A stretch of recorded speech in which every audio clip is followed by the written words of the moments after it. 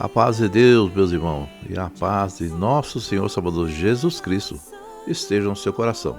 Sou o irmão ancião Norival da Comunidade Cristã do Brasil. Estou aqui à frente do trabalho do Ir e Pregar o Evangelho e também do Projeto Resgate. Projeto esse que nada mais é do que abraçar nossos irmãos que porventura ou outra se afastou de alguma reunião cristã e que quiser fazer parte do nosso ministério. Você é bem-vindo, a irmã é bem-vindo. Não importa a placa que você está servindo a Deus, porque Cristo é o único Salvador, né? Então a gente, nos ministérios, estamos aí para servir a Deus.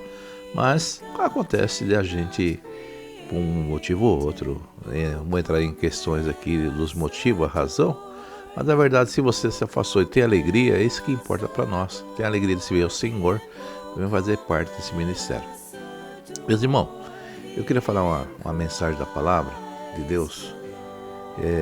Ela está ali em Coríntios 3, versículo 17, diz assim: Ora, o Senhor é o Espírito, e onde está o Espírito do Senhor, ali há liberdade.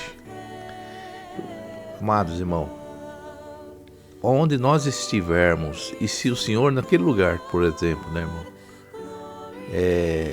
tem liberdade, ali o Senhor está. Mas aonde há perseguição, aonde há opressão, onde o homem, né, com a sua vontade, o seu domínio, ou com a sua sabedoria, impede a liberdade cristã, irmão, ali não tem o Espírito de Deus. Porque um exemplo nós temos aqui, irmão. Saulo, não é? O conhecido apóstolo Paulo, né? E também Saulo diz assim na palavra: ele consentiu na morte de quem? De Estevão, com a perseguição à igreja, né? Então ele, às vezes as pessoas, irmão, é até religiosa, né? A pessoa até é crente, mas persegue o seu irmão.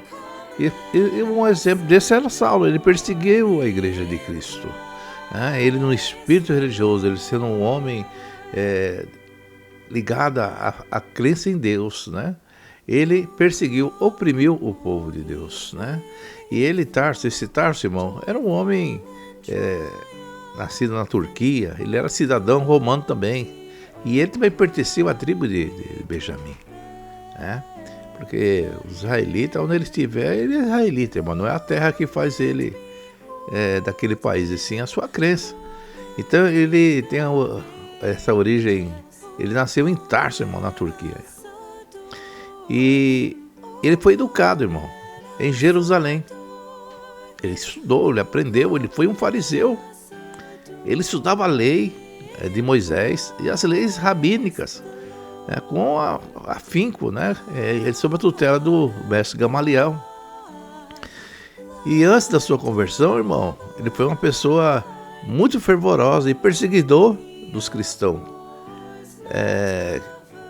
considerando que a fé em Jesus Cristo era uma ameaça ao judaísmo. E esse homem, irmão, ele fazia barbaridade. Ele entrava nas casas dos irmãos e arrastava a igreja que estivesse ali servindo ao Senhor Jesus. Ele arrastava e lançava na prisão, irmão. Então, nessa religião que ele estava, não tinha liberdade, havia opressão. E às vezes nós estamos servindo a Deus num lugar e existe a opressão, não há liberdade, não há o amor, né? Há sempre aquela pessoa com sentença de juízo, querendo tirar a vida cristã, porque naquele tempo ele lançava na prisão, como o caso de Estevão, né, que ele foi morto, falando de Jesus, falando do amor, mas morreu nos pés dele, praticamente nos pés dele. Ele consentiu com sua morte, se ele não foi diretamente, mas ele era um homem que se deliciava com essa perseguição. Muitas vezes, irmão, entre nós aqui, que é crente cristão, de igrejas tradicionais, há esse problema também. Pessoas que não entendem, né?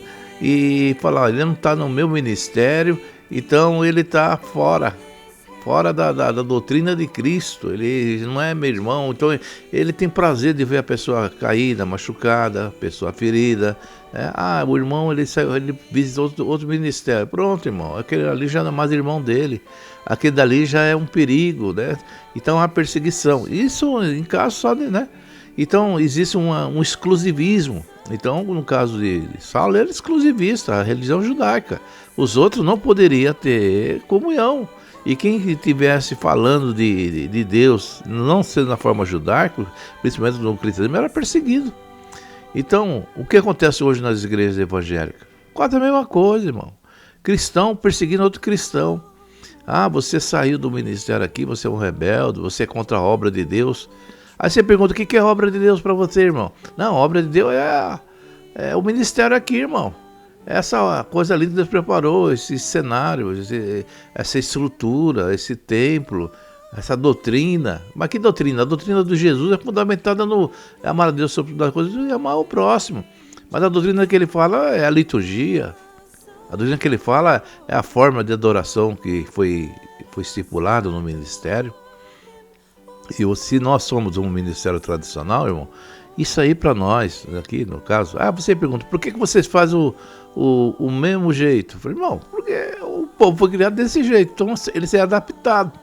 Nem todos têm a capacidade de servir a Deus de formas diferentes, entendeu? Então, se eu for num ministério, o ministério não tem a mesma liturgia, o Deus que eu sirvo vai estar no meu coração, irmão. A liturgia não vai influenciar na minha fé. Mas, lógico, se eu estou num local, eu vou acompanhar aquele local. Como eu sou no ministério tradicional e o nosso hábito, costume, essa liturgia, nós mantivemos, né, devido aos próprios irmãos. Então, a gente habitua a servir a Deus nesse tipo de liturgia, né? Então, a gente mantém esse trabalho. Não porque a liturgia leva alguém ao céu, né? Porque tem ministério que serve a Deus, não usa paletó, não usa gravata, não tem toda essa ordenança, trabalho misturado, né? Mas nós mantemos essa tradição. Mas o que nós não mantemos é a perseguição, é o exclusivismo, né? Entendeu? Essas coisas não agradam a Deus, irmão. O exclusivismo, pessoas às vezes trabalham, tem um dom de Deus, né? Se expressa bem na palavra, evangeliza, e alguns temem que aquela pessoa venha a ter um cargo no ministério e persegue. Ou a pessoa um dia levanta com a mensagem da palavra e a igreja se maravilha, aquela pessoa é perseguida. Aquele irmão vai tirar o meu cargo, aquele irmão vai me derrubar, porque os irmãos gostam mais da palavra dele do que da minha. Então eles criam ciúmes, né? Então pessoas acabam perseguindo o irmão por causa do dom de Deus. Por exemplo, tem pessoas que se afastam da reunião cristã porque é perseguido por causa do dom de Deus. O outro tem uma capacidade, tem uma forma de expressão, tem um estudo, tem uma melhoria, então é perseguido. Então existem várias situações onde o povo de Deus é perseguido, né? Então isso acontece, né, nos dias de hoje. Hoje aquele mesmo espírito está de Saulo de uma forma diferente, mas ele está nas igrejas, perseguindo os dons de Deus, perseguindo a irmão que tem dom de orar, de Deus libertar, curar, né? Tem irmão que tem o dom de profetizar, tem irmão que tem a revelação. Isso é diferente um de nós. Cada um tem a diversidade de dom. Tem pessoas que têm, irmão. Tem pessoas que têm em busca. Então, essas pessoas são perseguidas. Essas pessoas recebem essa perseguição igual Paulo que tem. E às vezes a pessoa é religiosa. Perseguição de pessoas que conhecem a palavra, que conhecem os fundamentos, né? Pessoas que até estão na posição de líder da igreja e perseguem a igreja.